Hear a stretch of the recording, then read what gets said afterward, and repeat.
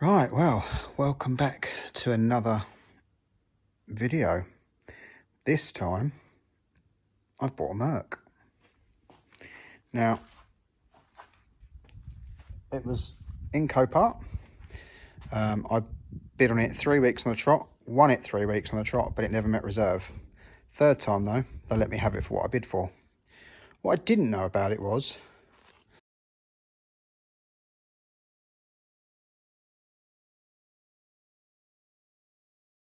it's got another badge on it.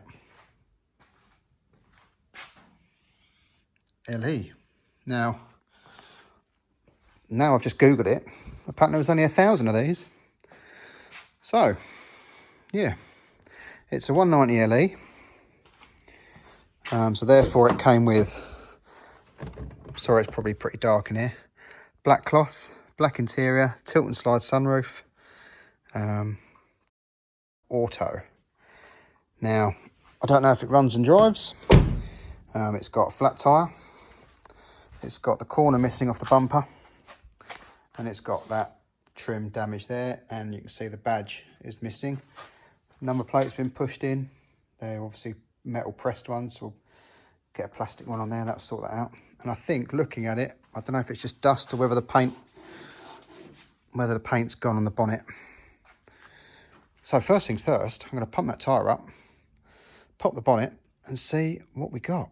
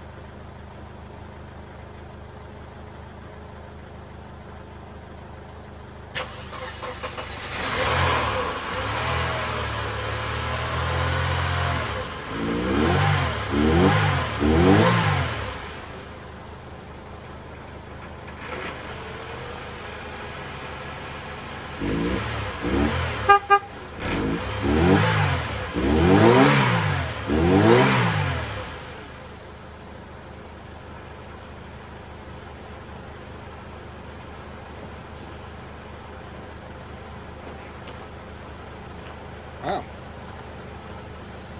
It's fired straight up. I suppose we should get it off the trailer and see if it rolls.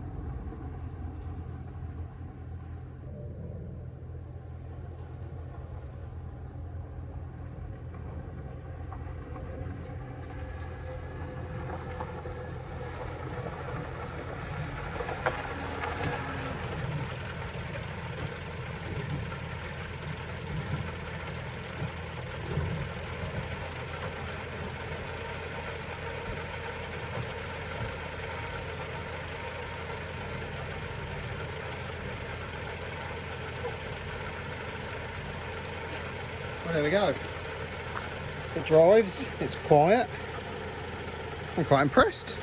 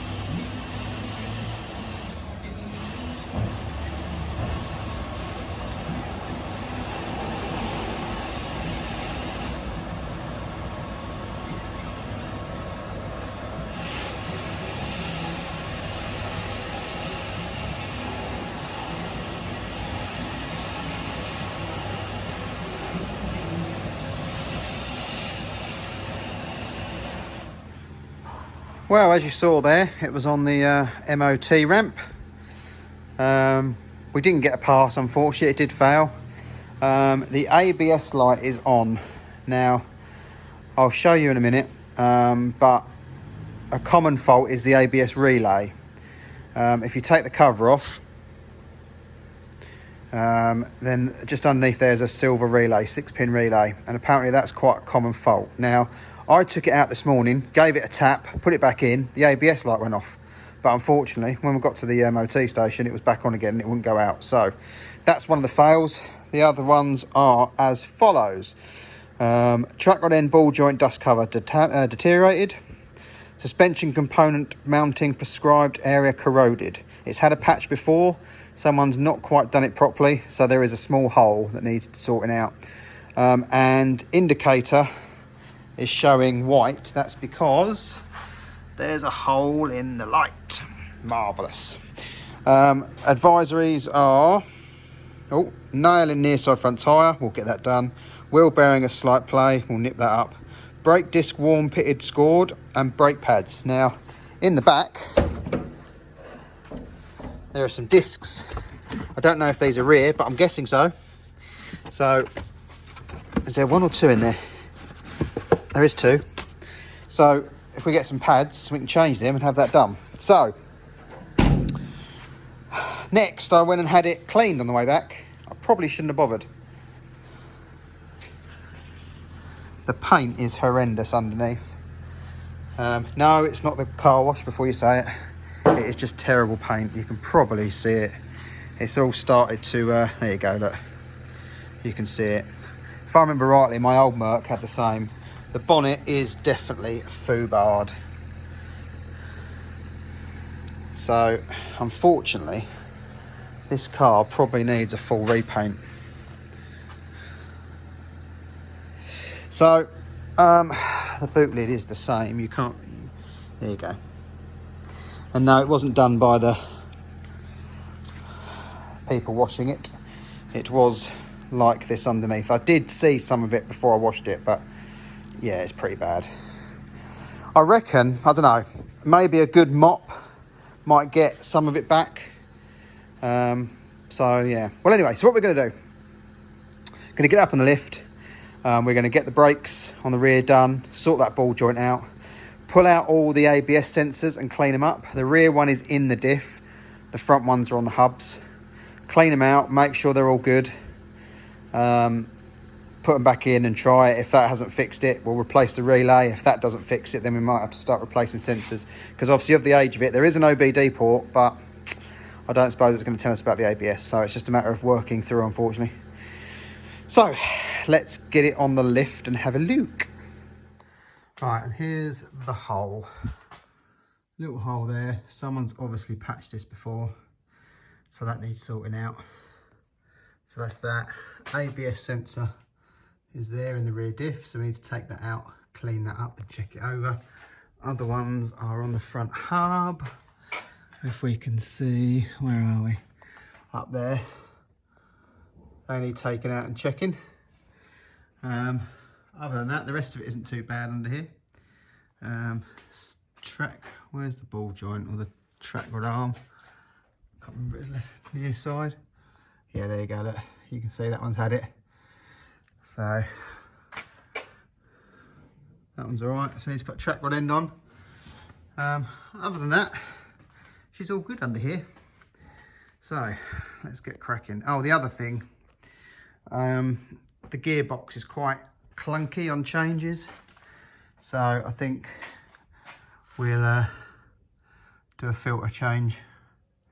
There's obviously a drain plug there. I need to Google how to do that. It looks like there's a couple of clamps on the side that hold the sump on. I'm guessing there's a filter in there, so I'll need to go on YouTube myself to see how that's done, and then I can show you. Right, so to get the ABS sensor out, it's just these 6mm Allen keys, and then it'll come out. These are magnetic, so they pick up a lot of crap. The other side I've done already, and it was absolutely caked in metal filings. So I've cleaned it all back, give it a little light rub with a bit of emery cloth, blown out the reluctor ring. So I'll do the same on this side. All right, and there it is out. And there you can see it's absolutely caked. There you go. So I'll clean that off and I'll show you what it should look like. So that is what it is now. And that's what it should look like. See, it's got a little little spike there to read the data. So that was completely, as you saw, covered. So I'll stick this one back in. I've done the other side, as I say, so then we'll move on to the rear one. All right, well, the rear one's out and that looks super clean. I mean, it is in the diff, so really it should be clean. I don't know if it should be protruding, but I don't know. We'll put it back in now with all the others are cleaned up and see what happens. This will be the first one I change, I think, if it still carries on. But let's put it back in. So a bit of play was advised in the near side front wheel bearing. So I've whipped off the cap. I'm gonna give that a bit of a clean up and just nip that up a touch and then re-grease in it. I don't think you really need that much grease on the outside, seeing as the bearing's on the inside, but we'll clean it up and see what's behind there. Right, so I've never done one of these before, but what it looks like is, that is a Allen head bolt, and I'm guessing that is how you adjust it. So you probably loosen that, turn it, obviously to tighten it, loosen it, then nip the bolt up. Because I can't see any other thread or anything on there, so I'll loosen that and see if that's what it is. So yeah, with that grub screw or Allen bolt loose, that obviously loosens it, and then that way tightens it up. So we just need to nip it up a touch, and then do it back up, and that should be good. Right, so with that nipped up and done, we can now remove and replace the track rod. So obviously you've got two, try and focus, you've got two lock bolts there, you've got to undo those, and then spin it off and count the amount of turns. And then we've got a 17mm nut on the ball joint. Track rod was a fail. The one that was delivered was the wrong thread. It was for that end, not this end. And that's not coming until tomorrow. So I can't test out the ABS since I've cleaned the filters. No, clean the sensors. So what we're going to do is the gearbox service. So you've got a drain plug there. That drains the gearbox. Now, to drain the torque converter, you have to rotate the crank. I used a 28mm spanner, and then in the bell housing, you can rotate the crank. So torque converter has its drain plug through the hole. So you drain that, and you drain that, and then we've got 6 bolts around the sump to take off. So I'll get draining.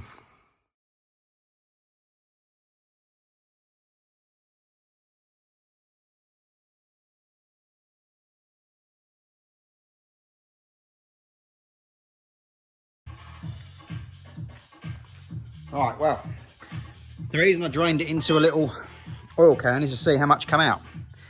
And there doesn't appear to be enough in there, which might have been why the gear changes were a bit funky. So I'll leave that to drain for a bit, and then we'll come back and do the torque converter, see how much comes out of there.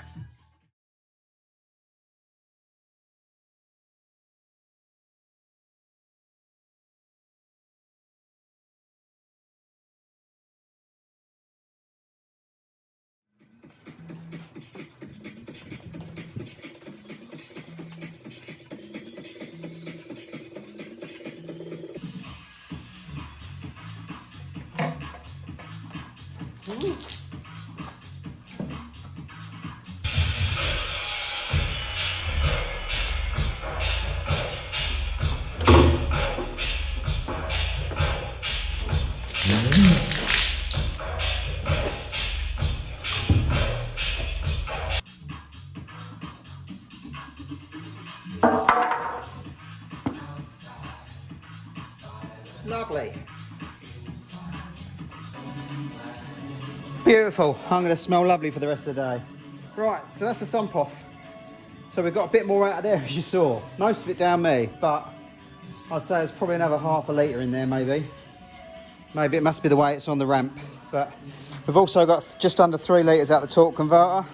So that's putting us at about 5 litres. It should take a bit more than that, apparently. So I'll quickly change this filter now.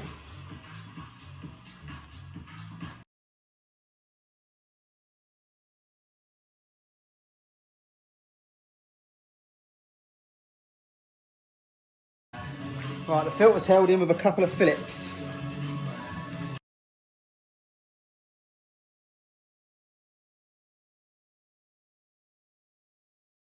I'll tell you that now.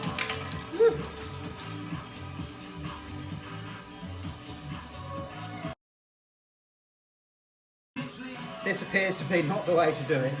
I'm getting a little bit covered.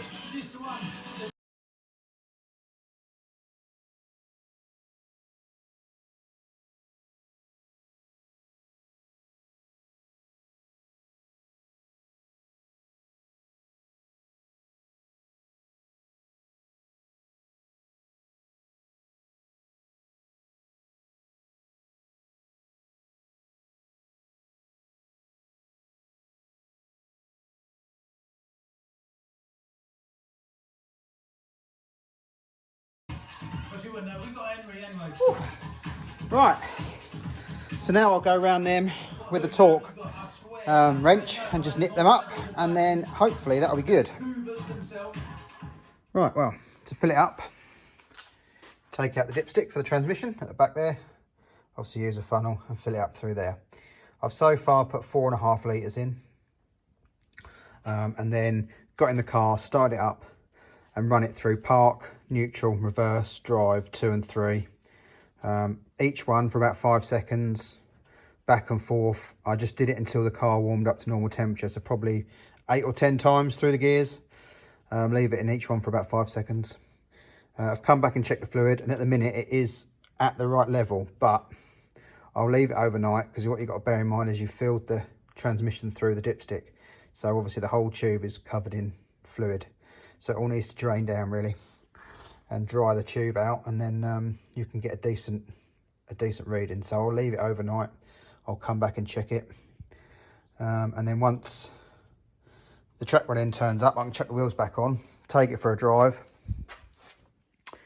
A, to check the ABS, and B, to check the fluid level when I come back. So, right, another day then.